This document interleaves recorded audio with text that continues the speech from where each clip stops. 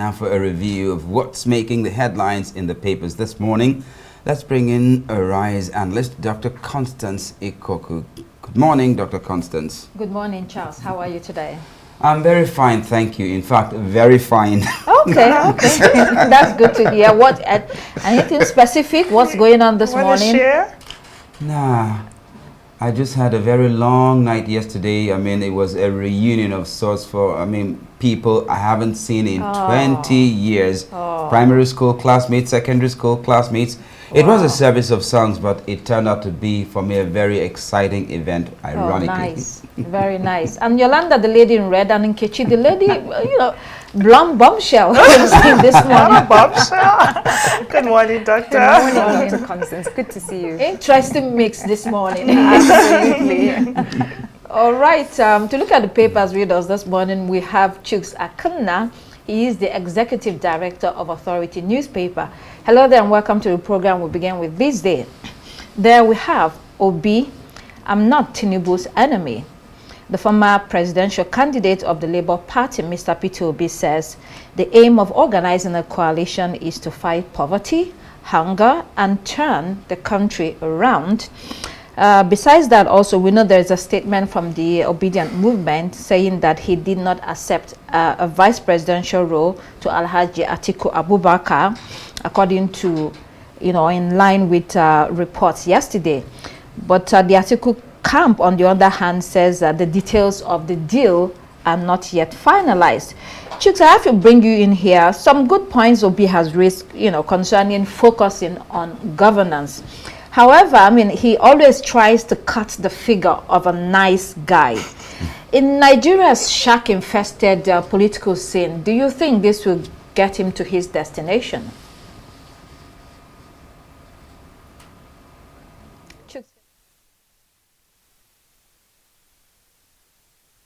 Okay, looks like we're having some technical difficulties there. So yeah, Charles, you can jump in here. There's no place for nice guys in Nigerian politics, but you see, nice guys could be at the surface because probably under that nice exterior could be a very ruthless operator. How he was able to garner the kind of support he did in the last election says a lot more about the man's appeal as well as his organizational abilities. And it's probably one of the reasons why the Atiku camp actually wants to tout him for the vice presidency. So yes, nice guy or not, Peter Obi is a hot sell for anyone willing to go into an alliance with him.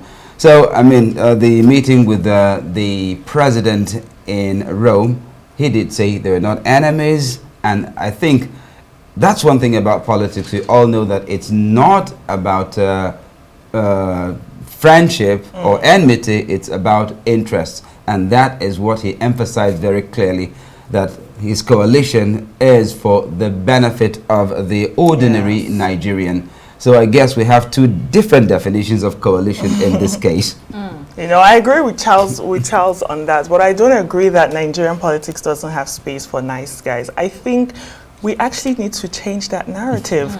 Ruthless and those type of rugged politicians that we say Nigeria needs is why we have governments, administrations flouting court orders, court rules, just doing things that are not constitutional. So I think, yes, we need the nice guys. And I also agree with what Peter Obi was saying in the sense that, look, I'm not doing coalition with any party. I'm doing coalition against out-of-school children, against poverty, against no access or affordability to healthcare, no equal education, and all the issues that we're dealing with in Nigeria.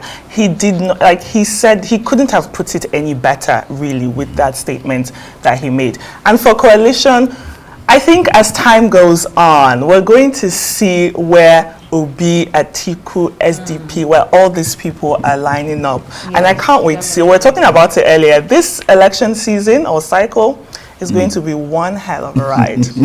And, to extend that conversation, after the 2023 election, a lot of the people in the Obedient Movement and other Nigerians as well thought that, they thought that Peter Obi was rigged out of the election, and he sort of carried on as if nothing happened. Of course, he went to court, but some people felt that they should have poured into the streets and, you know, force the hand of the government, that you cannot just steal people's votes and then turn around and be preaching peace. So that's the kind of behavior I think some were expecting from him. It doesn't mean that you have to bring down the entire system. However, it is said that nobody gives you power.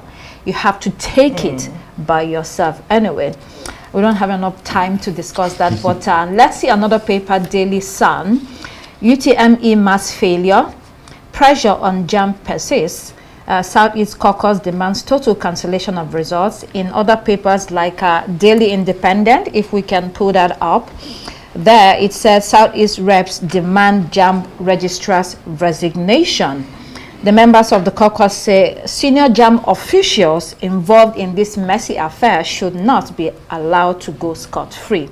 But there are also very important points they've raised. They spoke on the fact that the students were given less than 48 hours notice to retake JAMB.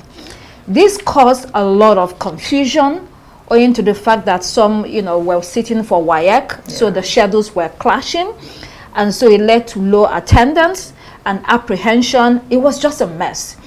So these are all valid concerns and demands raised by the caucus. It's hard enough surviving in Nigeria and trying to gain admission, and then you have this. So it's totally unacceptable. And any thoughts on this JAMB issue that has persisted? I agree with you. It's unacceptable. And I think accountability is the lifeblood of public trust.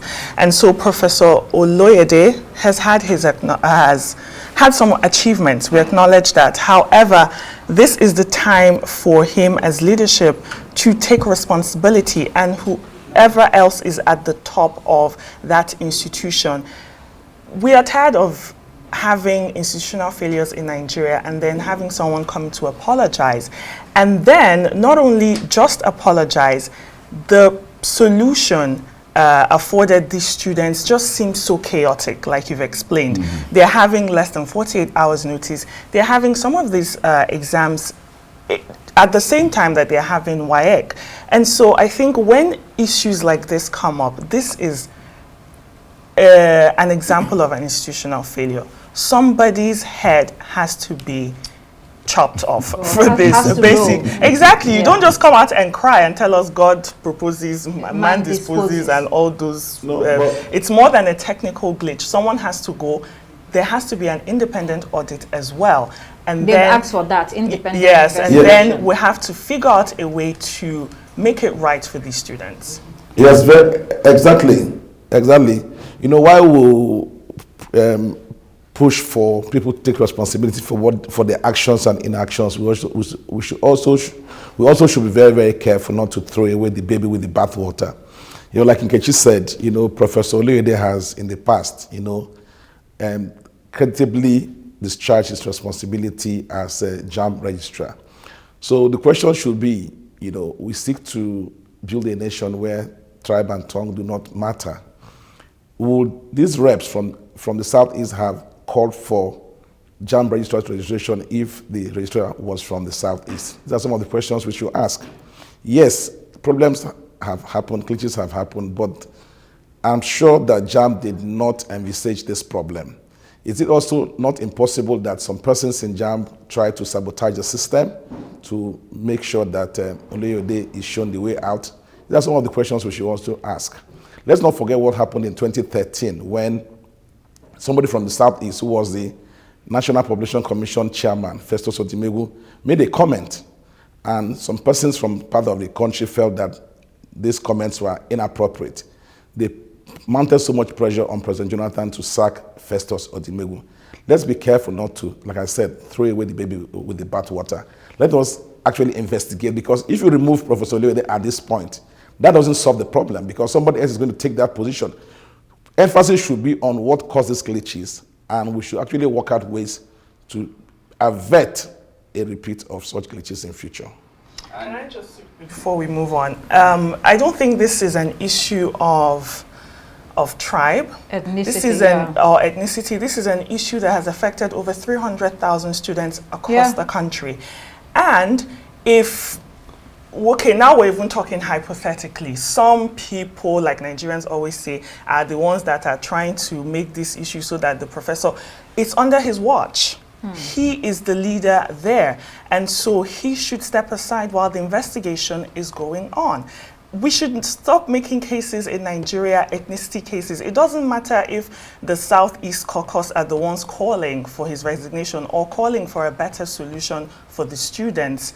This is what should happen wherever that person is from, north, south, east, west. It doesn't matter. This is about our students in Nigeria. My own concern in the whole thing is that, well, the victims of this whole mess, the students themselves, I mean, 48 hours to prepare for another examination, that was definitely inadequate. So I think we should also not forget, exactly, that's the point. After all that trauma, 48 hours, I think we should be a lot more considerate about the plight of the students there, you know, than all the politicking about whether Oledi should go or not. As far as I'm concerned, that's not even the issue. Let's focus on how the traumatized students, the students who were hard done by, get adequately, in quotes, compensated for what was done to them.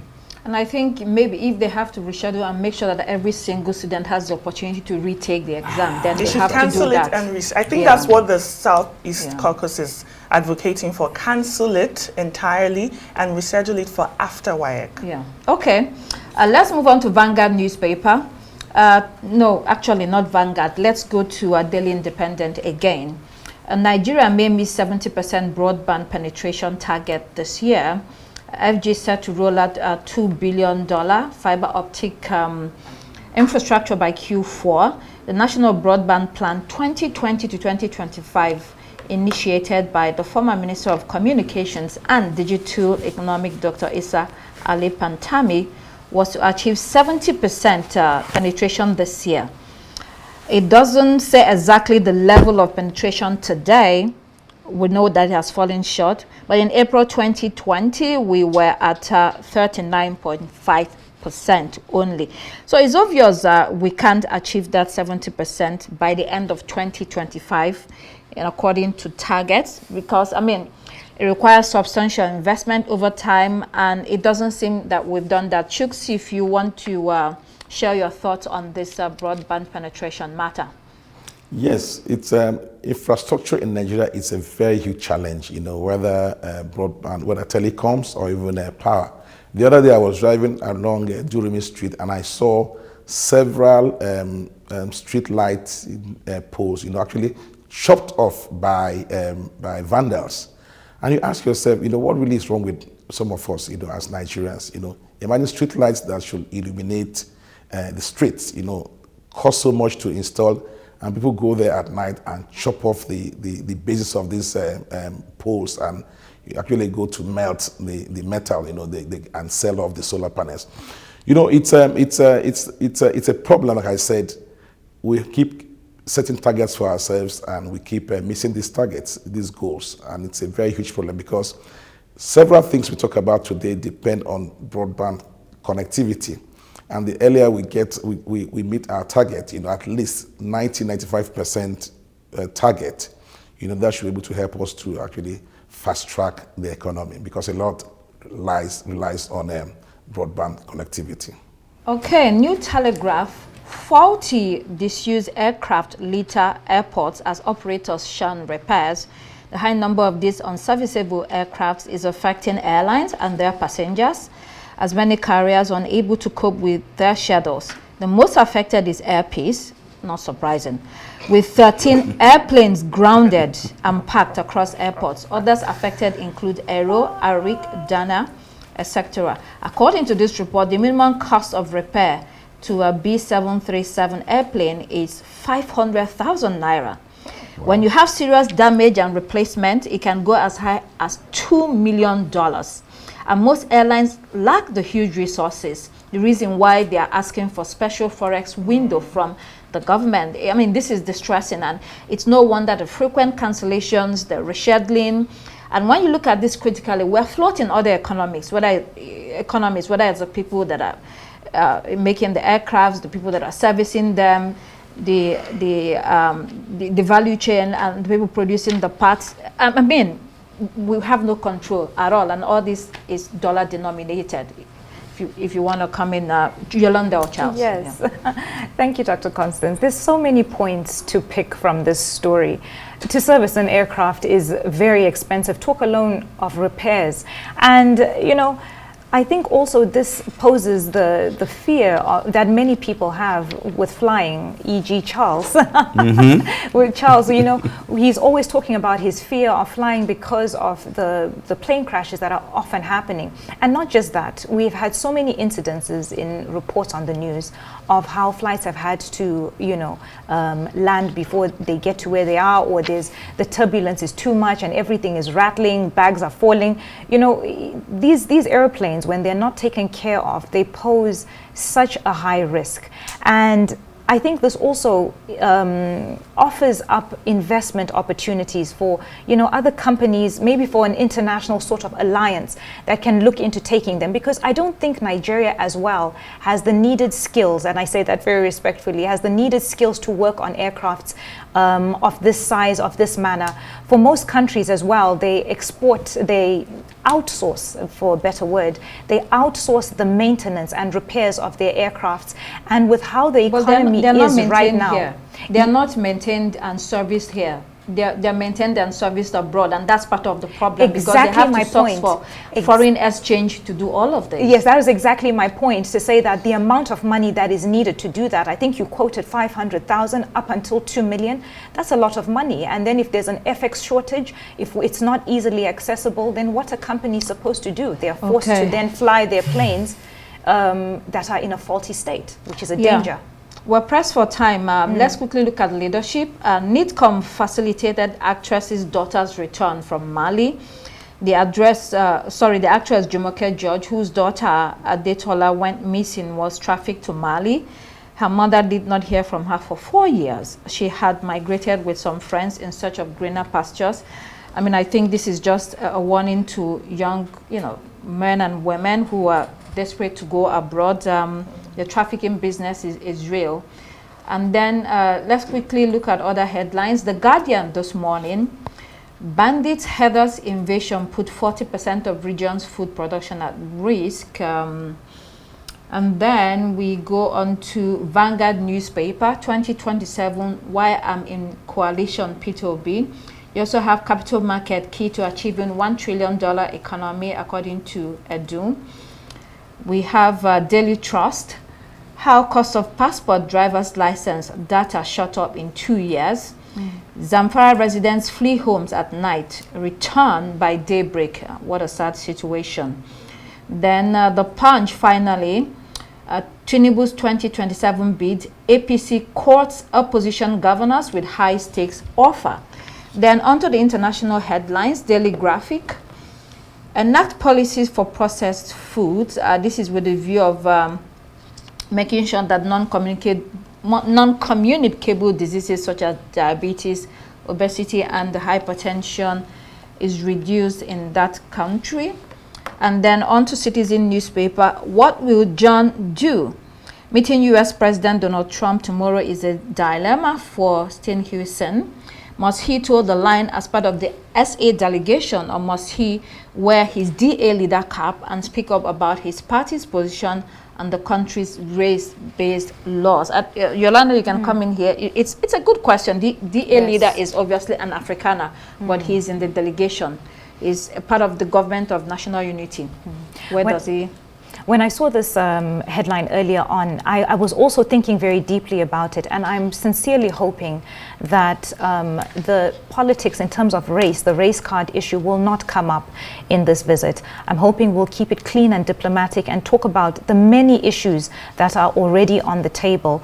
I don't think it would show South Africa in a good light to start bringing in such issues, especially since African leaders, such as the South African leader, is not often in this type of, you know, high-level, constant back and forth with countries like the US, Donald Trump. So I would advise against it, but let's see what happens. I'm hoping it doesn't. All right, let's move on to Daily Mirror.